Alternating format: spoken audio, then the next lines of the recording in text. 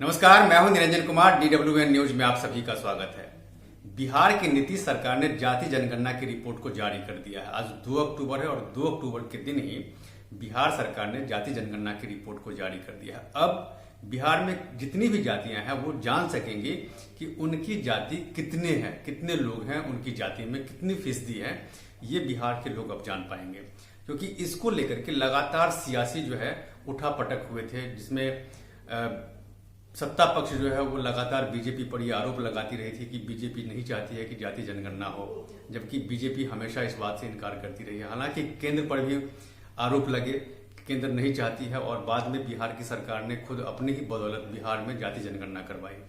नतीजा ये है कि अब बिहार में किस जाति की कितनी संख्या है ये आप जान पाएंगे, और इसको लेकर के जो रिपोर्ट जो आई है उस रिपोर्ट को बिहार की नीतीश सरकार ने जारी कर दिया। अब देखिए, नीतीश कुमार यहां पर आज 2 अक्टूबर के दिन जो उन्होंने जारी की है, और अब लोकसभा का जो चुनाव है वो बहुत करीब आ गया है। तो नीतीश कुमार इस रिपोर्ट को जारी करके किस तरह का सियासी खेल वो खेलेंगे, इस पर तमाम जो राजनीतिज्ञ हैं उनकी नजर बनी हुई है। खास करके बिहार में अति पिछड़ा वर्ग जो है उनकी जो आंकड़े हैं, उनके जो अभी रिपोर्ट जो जारी किया गया है उनके आंकड़े बहुत ज्यादा हैं। अति पिछड़ा वर्ग और पिछड़ा वर्ग, तो अति पिछड़ा वर्ग की ही राजनीति नीतीश कुमार करते रहे हैं। साल 2005 में जब पहली बार वो सत्ता में आए थे, तब क्या था कि लालू प्रसाद जो 15 साल तक शासन में रहे, तो लालू प्रसाद यादव के पास एक अच्छा खासा जनाधार था, अच्छा खासा वोट बैंक है यादव का और मुस्लिम का। तो MY समीकरण से वो सत्ता में 15 साल तक शासन किए।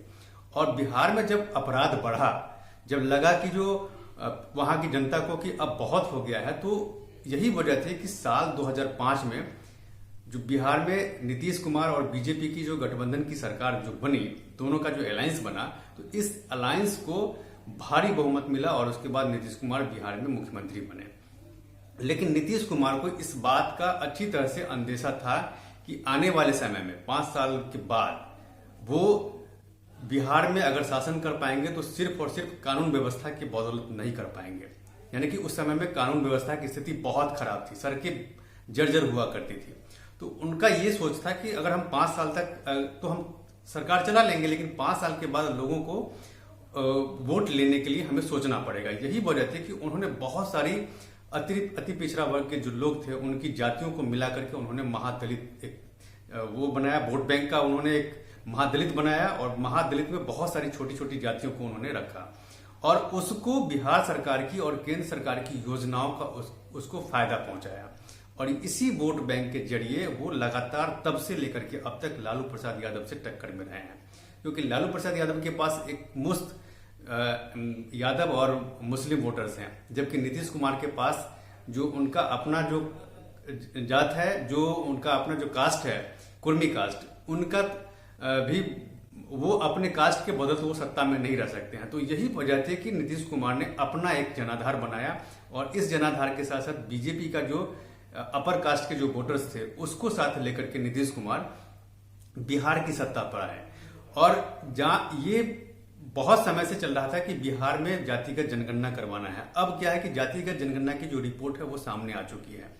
अब इस हिसाब से बिहार की सरकार रणनीतियां बनाएंगी, चुनाव में चुनावी एजेंडे को लेकर के पब्लिक के बीच जाएगी, जनता से मिलेगी, और उसके बाद देखना यह है कि नीतीश कुमार अगले लोकसभा के चुनाव में ये देखना है कि लालू यादव अक्सर कहते रहे हैं, नीतीश कुमार भी कह रहे हैं कि जितनी भी जो जातियां हैं जब उनके आंकड़े सामने आ जाएंगे तो उस आधार पर उनको जो है उनका हक मिलेगा। तो देखना यह है कि अब पहला चरण का जो काम था वो कंप्लीट हो चुका है, जाति जनगणना हो चुकी है, रिपोर्ट सामने आ गया है, कौन सी जाति कितनी है वो भी सामने आ गया है।